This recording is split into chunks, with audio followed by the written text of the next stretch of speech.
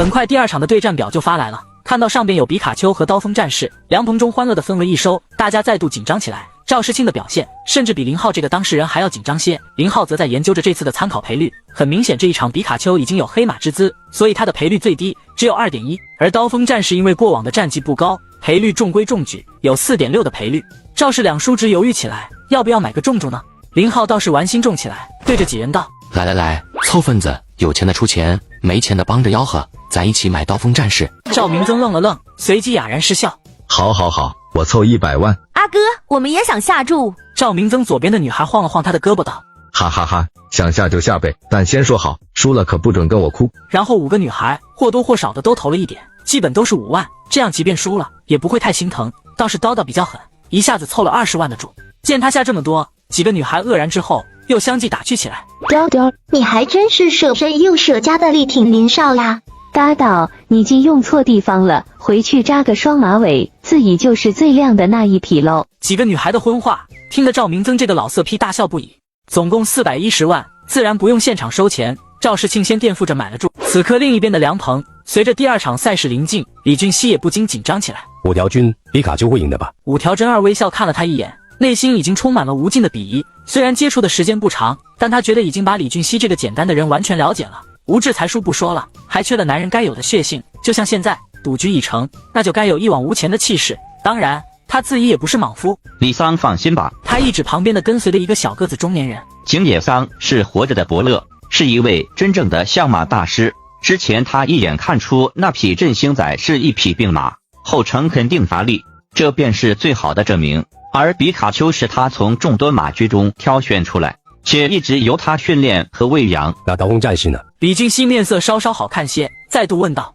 那个叫景野的汉语说的不好，但勉强也能听得懂。刀锋战士是一匹不错的赛马，但其野性还未完全消磨，不管是谁御马都发挥不出100%的战力，从以前的对战情况就可以说明一切，所以不必担心。李俊熙长舒了一口气，然后居然哈哈大笑了起来，叫来下注的人2000万买比卡丘赢。李桑，若是我赢了，会给你一部分分红的。赢的我要，但谁又会嫌钱多呢？5条真二缓缓摇了摇头，越来越看不上这货。不过也正因为这货的无脑，才让自己的计划得以实施。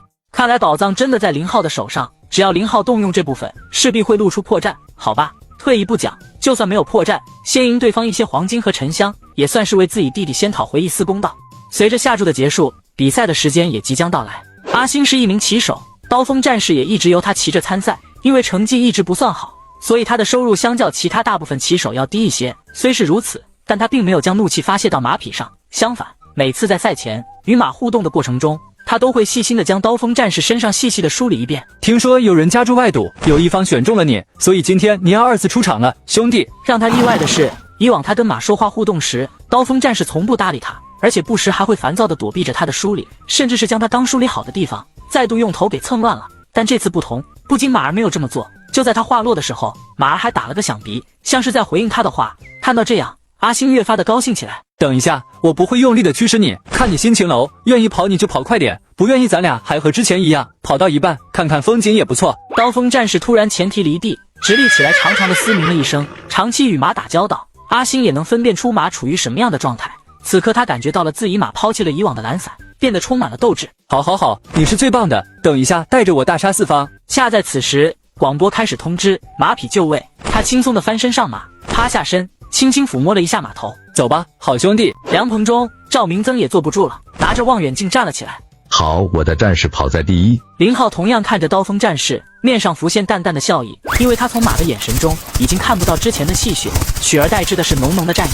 不过比卡丘也只落后了一个马头的位置，2匹马算是齐头并进。此时不管任何一匹马稍有松懈，就会被远远的抛在后边。另一边，5条真二也没有外表所表现的那么镇静，目光一眨不眨的看着赛场。倒是旁边的景野面上平和。5条军放心，半程之后，比卡丘的优势就会体现出来。语音刚落，第一个弯道来临，2匹马都在抢着内圈位置，看着好像重叠到了一起。骑着刀锋战士的阿星也意识到双方离得太近，随时有可能有危险。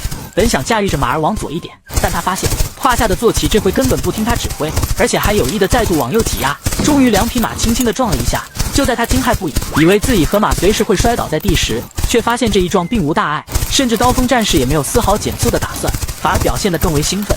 速度就这么又提高了一些。